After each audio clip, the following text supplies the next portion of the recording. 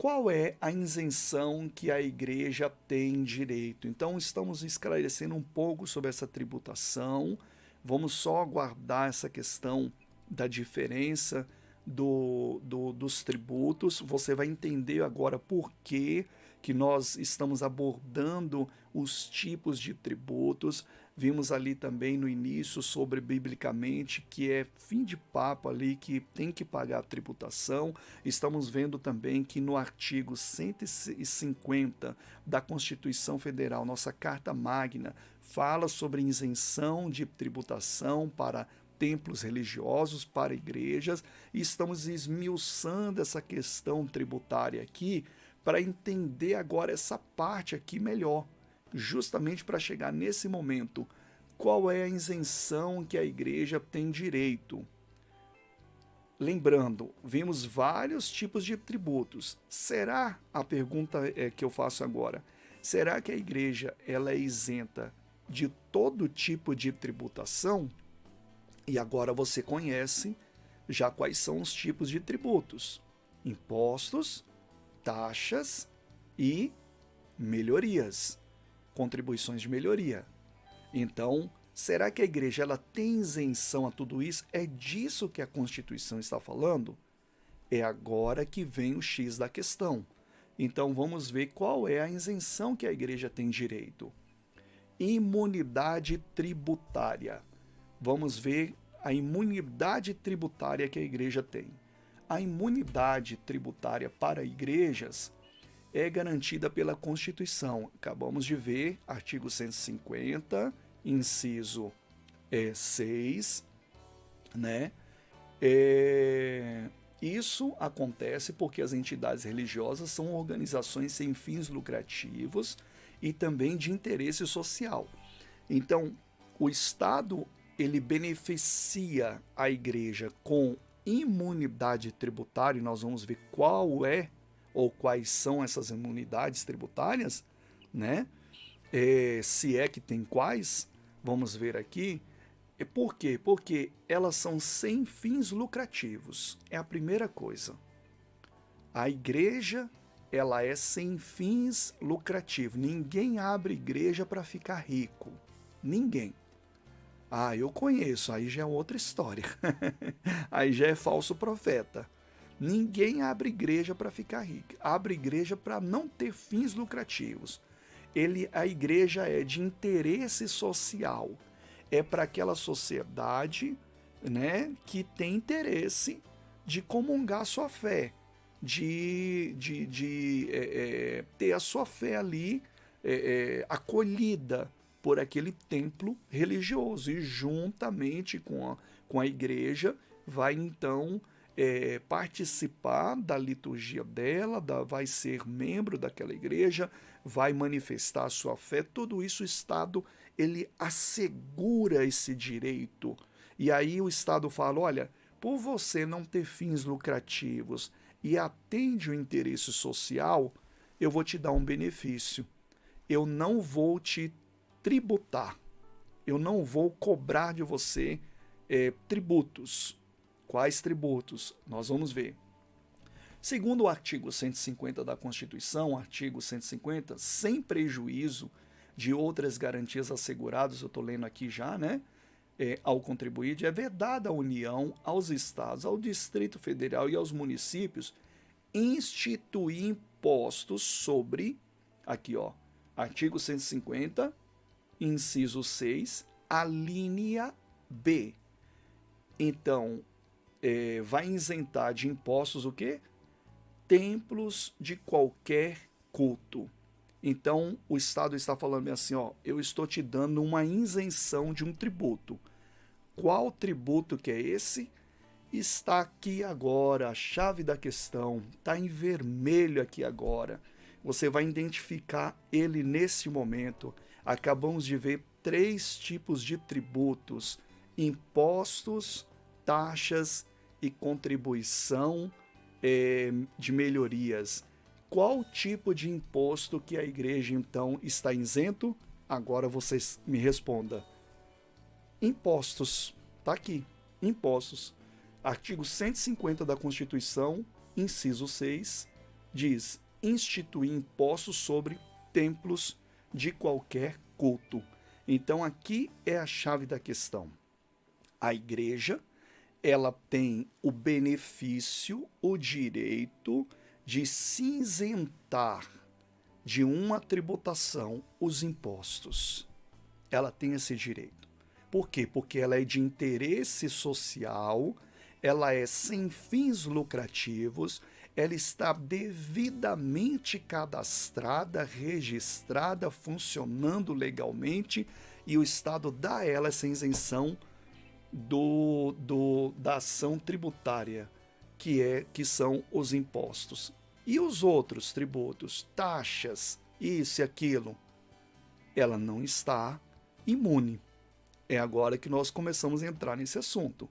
Então vamos ver aqui com muita atenção agora. Atenção, imunidade tributária.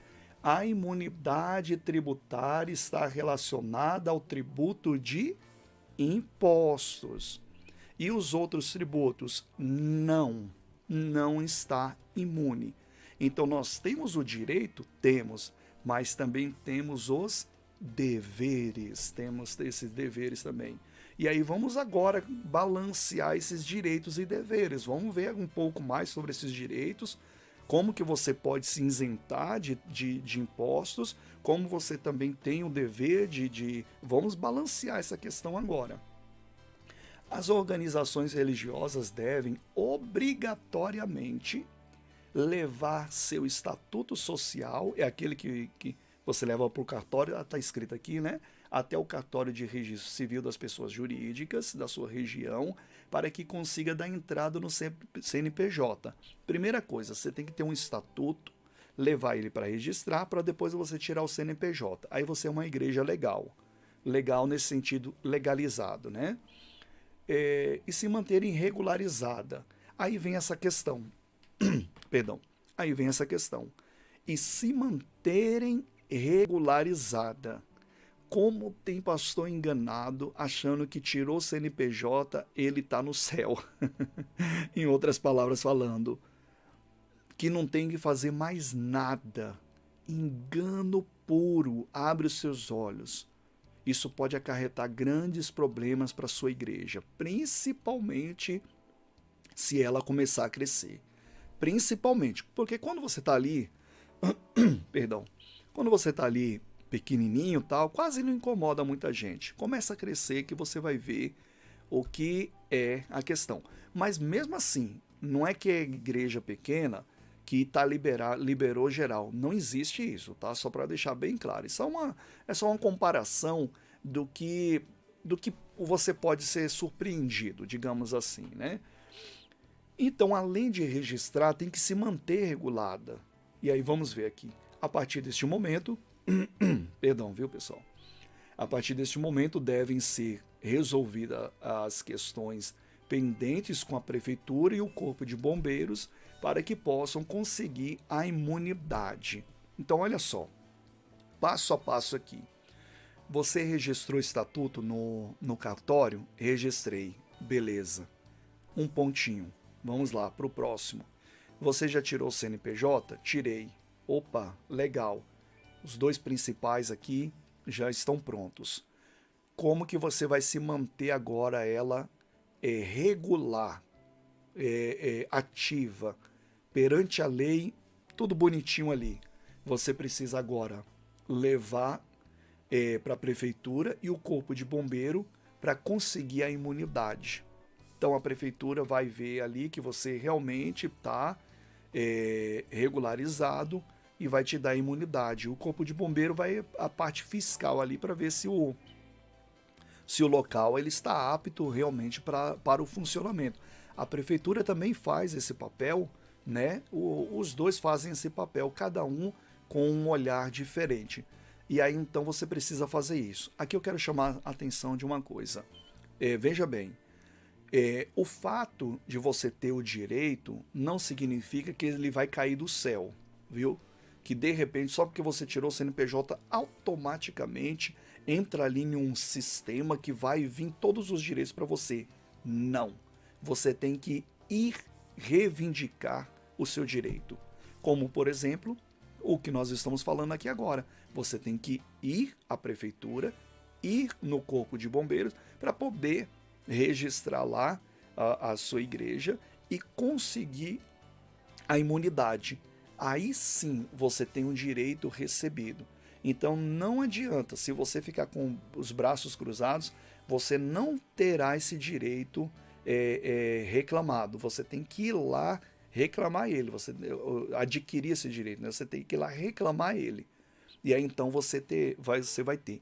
Isso acontece com outras situações também, que eu já vou dar um exemplo aqui. Isso acontece também com outras situações, que você também tem que ir para reivindicar o direito. Não é reivindicar no sentido de, tô revoltado porque é direito meu e até agora, não é isso. Reivindicar é você dar entrada em um processo que vai te dar o benefício. É a mesma coisa que saiu aí agora o auxílio emergencial. Você teve que fazer o quê? Baixar o aplicativo, se cadastrar e solicitar o benefício porque você se enquadrava naquele benefício. E aí então você passou a receber uma parcela mensal e foi beneficiado porque você teve ali, deu entrada no processo, eles analisaram a sua ficha e viram que você tinha o direito a receber o benefício e você foi contemplado a receber o benefício. Então, reivindicar nesse sentido, você tem que ir, dar entrada no processo e é contemplado com o benefício da imunidade. Mas é um direito seu e você deve ir para dar entrada nesse processo de imunidade. Bom, quando se fala em imunidade de tributos, que nós estamos vendo aqui no caso específico impostos, então vamos ver um pouco mais sobre isso, né? Apesar de conseguir o benefício, não consegue esquivar-se de cobranças como tributações previdenciárias, taxas de lixo, tributos de iluminação pública, etc. Então, existem algumas tributações relacionadas a taxas, né, ou até mesmo as contribuições de melhoria, que a igreja não está imune. Ela vai pagar a taxa, então não é isenção completa. Agora você está compreendendo que a isenção, quando se fala, a igreja tem direito à isenção, e aí enche o peito e isenção. E não é. Lógico, impostos, isso já é, meu Deus do céu, uma mão na roda, como diz o ditado. Já é grande coisa. Imagina se a igreja pagasse impostos. Não tinha condições para muita gente abrir igreja. Mas existem taxas, alguns tributos que serão cobrados e a igreja não está isenta, ela tem que pagar. Então não é todo tipo de tributação, né? Os direitos obtidos a partir da obtenção da imunidade tributária são, olha só, não pagam impostos sobre aluguel e bens no nome da igreja. Então, por exemplo, você quer comprar um bem para não ser tributado, para não ser taxado ali o imposto, né? Não ser cobrado o imposto daquele bem, compra no nome da igreja. Olha, isso aqui eu quero até chamar a atenção. Tem pastores que estão misturando tudo. Ele mistura, ele quer comprar um negócio para a igreja, ele compra no nome dele. E ele tem CNPJ. Então ele vai pagar imposto daquela mercadoria. Ele vai pagar imposto. Você quer comprar um carro e ter benefícios ali de não ser taxado, mas você vai comprar para a igreja, é lógico, né? Isso nós estamos falando de bens para a igreja. Você não vai comprar para você em nome da igreja e você usa e aquele carro vai pertencer à igreja. O bem vai pertencer à igreja. Então, por exemplo, você quer comprar alguma coisa para a sua igreja, você quer comprar um carro para a igreja, compra no nome da igreja. Pelo amor de Deus, não compra no seu nome, não. Você tem um CNPJ, você está regular, você levou lá na prefeitura, no corpo de bombeiro, recebeu ali o direito à imunidade, tudo que você for comprar agora, compre no nome da igreja. E aí você não vai pagar impostos sobre os bens relacionados à igreja. Eu vou dar um exemplo aqui, grandiosíssimo exemplo, que vai esclarecer de uma vez por todas esse assunto. Quem aqui não conhece o Templo de Salomão do Edir Macedo, do Bispo Edir Macedo, da Igreja Universal, né, dele, né, da Igreja Universal, cuja liderança pertence a ele. o Templo de Salomão. Você sabia que o Templo de Salomão, as pedras que foram levantadas naquele templo vieram de Israel? Você sabe o que isso significa? Importação. Impostos caríssimos. Ele teria que pagar ali milhões e milhões e milhões e milhões. Quando ele importou as pedras de Israel para levantar aquele templo, o fisco, né, cresceu o olho, foi lá e cobrou o imposto de importação. O imposto de importação é uma taxa tributária ali que tem que pagar. Se você, qualquer coisa que você for importar que excedeu o valor estipulado ali, você tem que pagar o tributo, o imposto. Então o que acontece? Aí o fisco cresceu o olho, foi lá e taxou, cobrou o imposto daquela importação das pedras. Milhões, milhões e milhões foram cobrados ali. Sabe o que os advogados da igreja fizeram?